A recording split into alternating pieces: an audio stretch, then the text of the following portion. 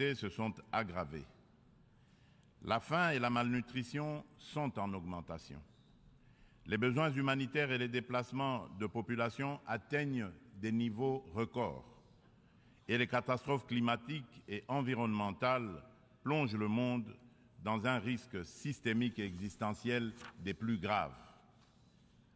Pour venir à bout de ces fléaux qui sont des menaces réelles à la paix et à la sécurité internationale, ainsi qu'un obstacle majeur à la prospérité et au progrès des nations, il est évident que la mutualisation des énergies et une approche multilatérale dans la confiance réciproque et la solidarité sont des atouts majeurs et indispensables. Monsieur le Président, le maintien de la paix et de la sécurité internationale constitue le fondement et l'objectif primordial de la création de l'Organisation des Nations Unies. Ceci requiert plus de détermination et d'engagement de tous face à toute menace contre la paix et la sécurité dans le monde. Les peuples africains ne comprennent pas souvent l'attitude équivoque, la politique de 2 poids, 2 mesures, les ambiguïtés et atermoiements de notre organisation, plus particulièrement de son Conseil de sécurité, dans certaines crises politiques et sécuritaires qui sévissent en Afrique, parfois depuis plusieurs décennies.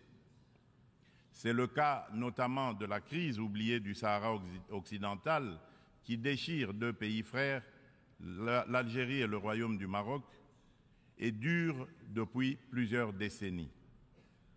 C'est aussi le cas de celui du Mozambique, victime d'attaques terroristes meurtrières depuis environ une décennie dans la province de Cabo Delgado. C'est la situation en Afrique de l'Ouest, dans la région sahélo-saharienne, où les troupes des Nations Unies se retirent, laissant derrière elles le souvenir de l'inachevé, alors qu'elles incarnaient tous les espoirs de libération des peuples des pays concernés des griffes du djihadisme.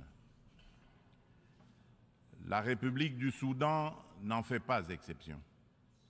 Elle s'enlise dans une guerre civile meurtrière, opposant depuis l'année dernière les militaires fidèles au président Abdel Fattah al-Burhan aux forces paramilitaires de soutien rapide qui sont sous le commandement du général Mohamed Hamdai Dagalo. Cette guerre a déjà causé beaucoup de morts et d'importants dégâts matériels.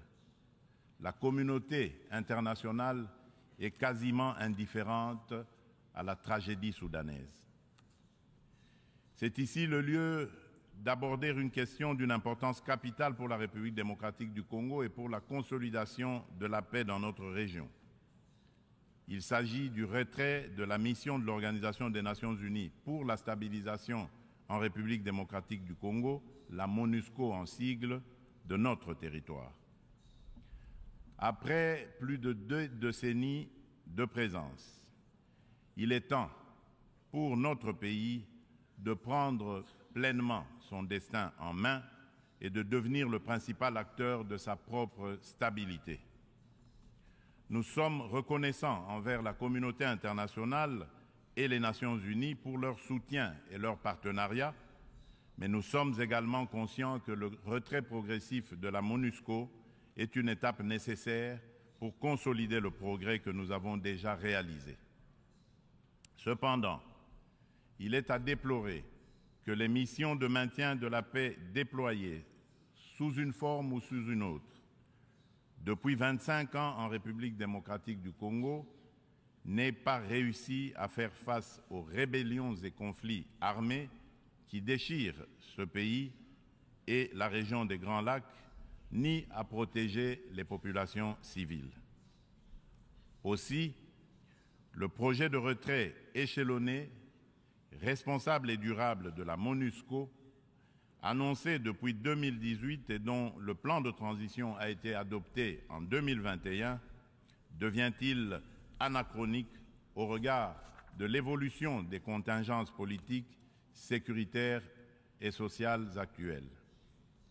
Il est donc illusoire et contre-productif de continuer à s'accrocher au maintien de la MONUSCO pour restaurer la paix en République démocratique du Congo et stabiliser celle-ci.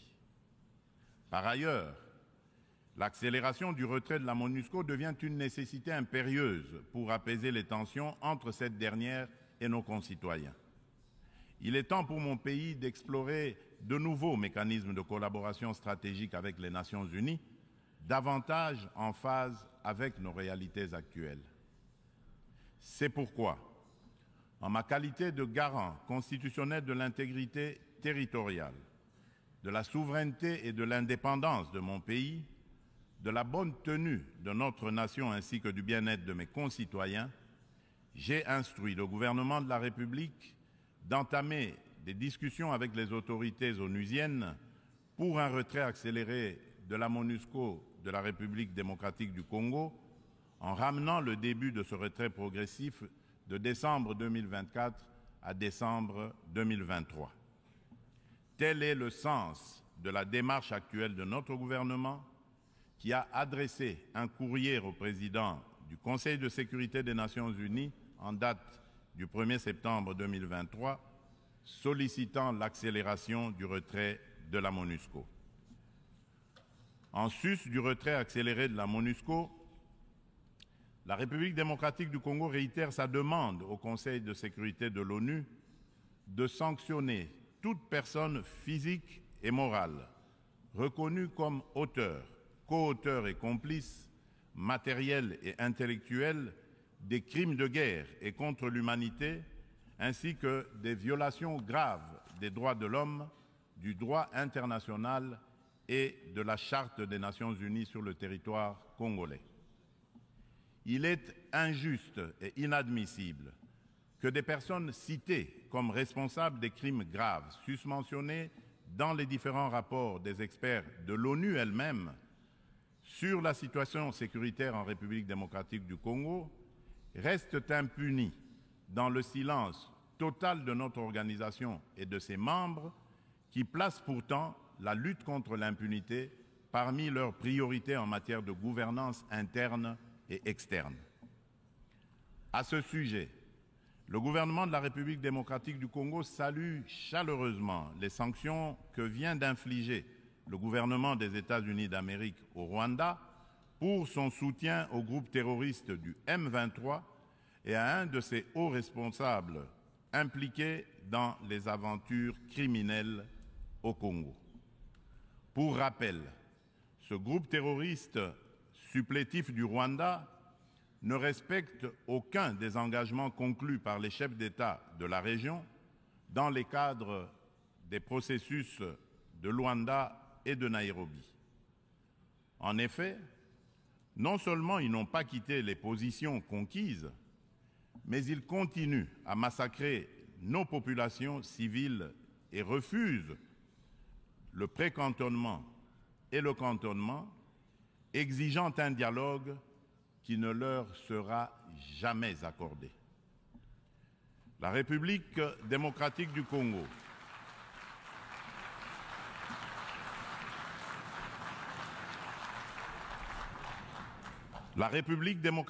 Congo espère que les autres États suivront ce bon exemple montré par les États-Unis d'Amérique de soutien à la lutte commune contre l'impunité et au triomphe des idéaux de justice et de solidarité entre les peuples. Le préjudice leur causé, mon pays a mis en place des mécanismes institutionnels spécifiques. Il s'agit notamment du Fonds national des réparations des victimes des violences sexuelles liées au conflit et des victimes des crimes contre la paix et la sécurité de l'humanité, le FONAREV, créé en décembre 2022. Dans le prolongement de ces initiatives de protection et de promotion de la femme, la République démocratique du Congo s'emploie inlassablement à changer le regard des hommes sur les femmes, notamment en bannissant les structures sociétales qui créent des barrières à l'épanouissement de la femme, ainsi que les dynamiques de pouvoir qui sous-tendent les relations hommes-femmes. En effet, Les compétences et les ressources données aux femmes ne suffisent pas à elles seules pour changer leurs conditions. Il est indispensable, en plus, de changer les dynamiques sociales au sein des couples, des familles et des communautés. C'est tout le sens du projet de promotion de la masculinité positive que j'avais initié depuis le début de mon mandat à la tête de l'Union africaine.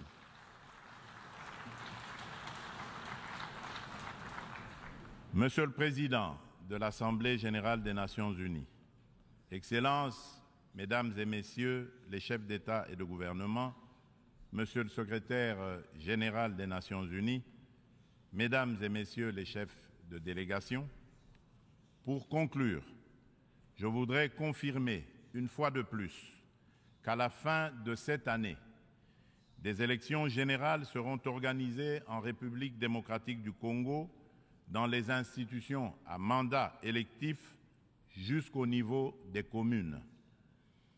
En vue de garantir leur succès, toutes les parties impliquées se mobilisent activement. La Commission électorale nationale indépendante, la CENI, a déjà convoqué le corps électoral et publié les listes des candidats pour les législatives nationales et provinciales ainsi que les municipales. Des dispositions sont prises pour assurer la transparence, l'inclusivité, l'égalité des chances et la crédibilité des prochains scrutins. Des invitations ont déjà été lancées aux institutions internationales et organisations non gouvernementales spécialisées en la matière pour mandater leur mission d'observation électorale afin d'accompagner le processus et d'aider l'État congolais à consolider sa jeune démocratie. L'ONU est invitée aussi à y jouer un rôle important par ses institutions spécialisées.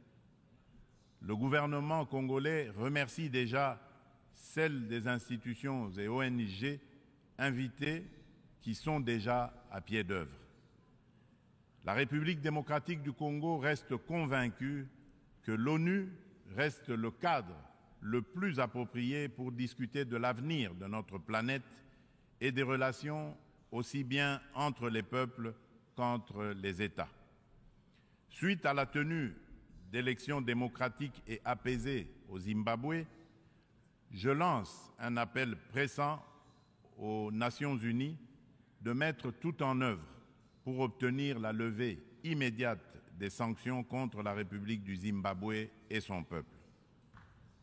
Cependant, pour remplir efficacement ces lourdes et délicates missions et mériter la confiance de tous, l'ONU doit incarner les valeurs de justice, d'équité et de solidarité et être représentative de tous dans notre diversité culturelle, politique, économique et sociale.